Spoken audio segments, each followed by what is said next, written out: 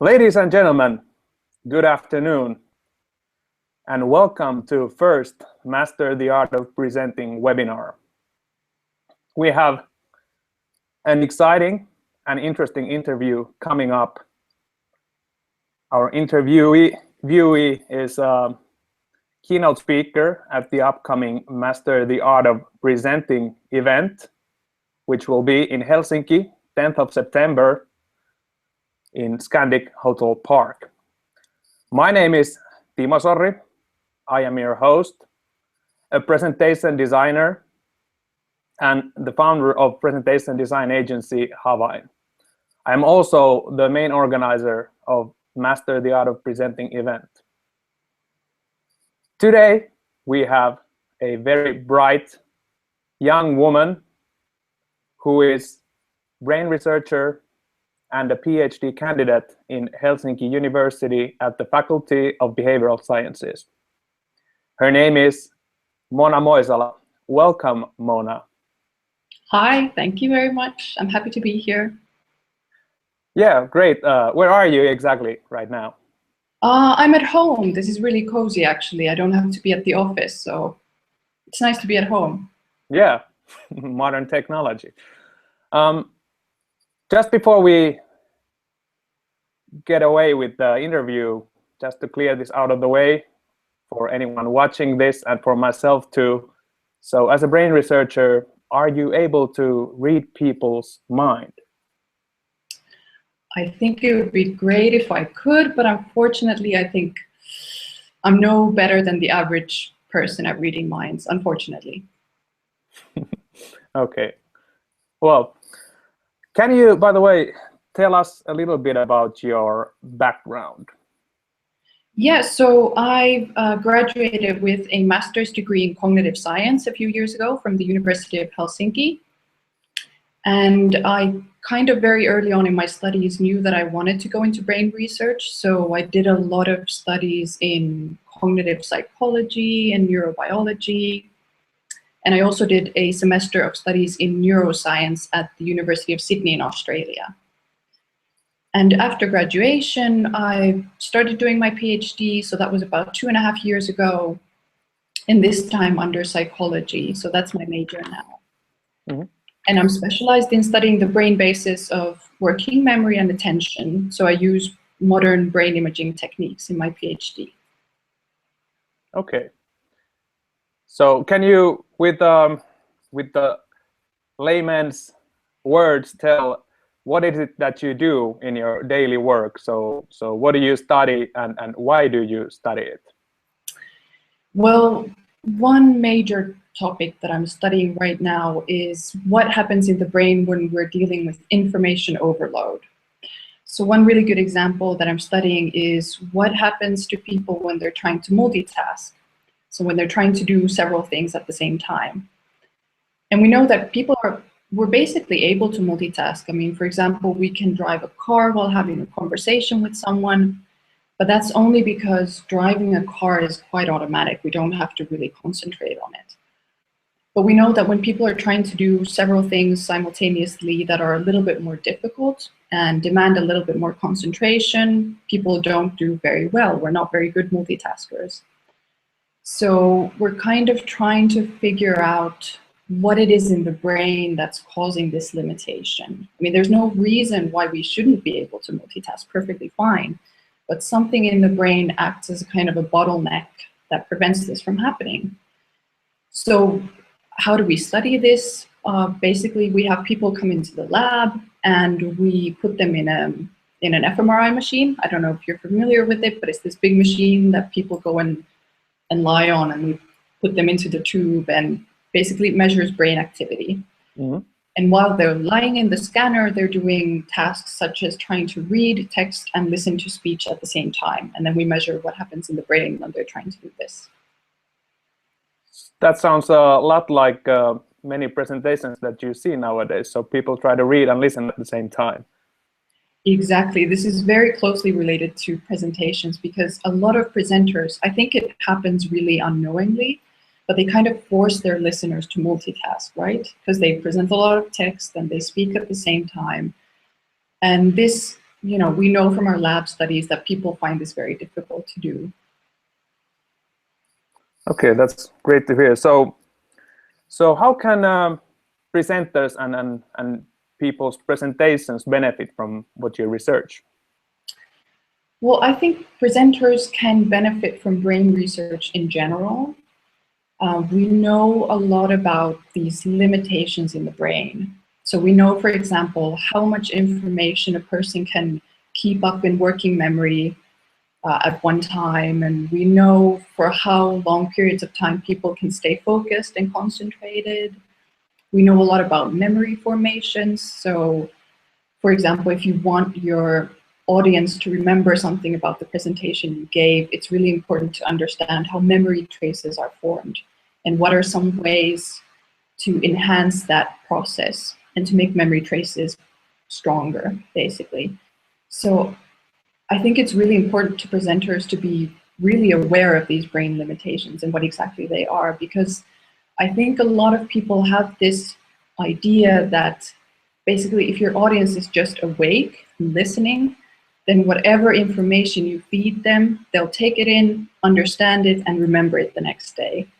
And we know from research that this is definitely not the case. There's a lot of filtering that goes on. Not nearly all of the information that you feed into the brain actually gets past these filters. And even if they do, the chances of this information being stored in long-term memory is quite limited. That sounds really interesting and also useful. So a presentation is actually a very heavy task for the brain, in summary. Definitely, and especially because it involves a lot of language processing, so a lot of reading and listening and trying to understand and trying to memorize. It's very cognitively demanding, and especially considering how long a lot of presentations are, close to an hour usually, that's a really long time for a person to stay really highly alert and concentrated. So what can you tell us about your upcoming presentation at the Master the Art of Presenting event? Well, first of all, I'm really excited to be talking at this event. I think it's a really great topic. I personally feel really passionately about presentations because I hate bad presentations. They drive me nuts. So I'm really happy to be talking at this event and really kind of give this brain perspective on how to give a good presentation. And hopefully I'll be able to give really sort of concrete take-home tips on how to make presentations more brain-friendly and kind of how to optimize them with keeping these brain limitations in mind so that the presentations are as effective as possible. Oh, that sounds great. Just a quick one more question to you. Can you come up with some presentation that has really struck your chord, meaning that you found really good, and why was that? Well, that's funny because a lot of the best presentations that I've heard have been at international conferences, and usually they've been given by Americans, which is really interesting. I think they get a lot more training with giving presentations. And I tried to figure out why their presentations were somehow more memorable.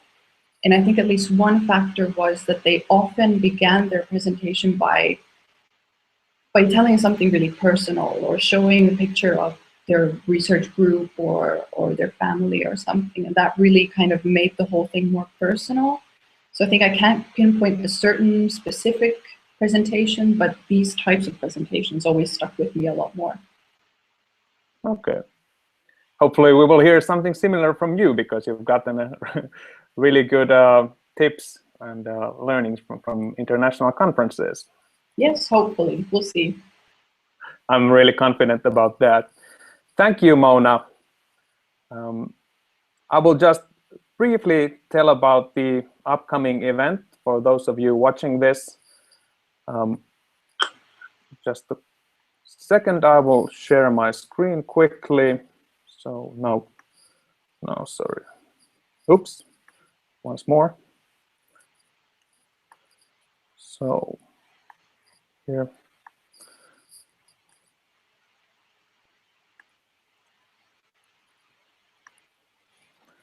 So the event will be in Helsinki at Scandic Park on 10th of September. And Mona Moisala will be one of the keynote speakers at the event. There are other keynote speakers as well. John Zimmer, who is 7-time European champion of public speaking and public speaking coach.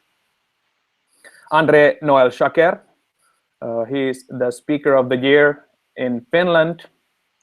And myself, I will be speaking about effective presentation graphics. There will be also 6 workshops on different topics around the theme of effective presentations. Those will be given by people who are very prominent professionals in public speaking and or presentation graphics and technology. We have also great event partners who are companies providing solutions for modern day presentations, namely Showwell, which is a tablet app for mobile sales and presenting documents on the go. SharpCloud, which turns documents, spreadsheets, and presentations into one continuous visual story.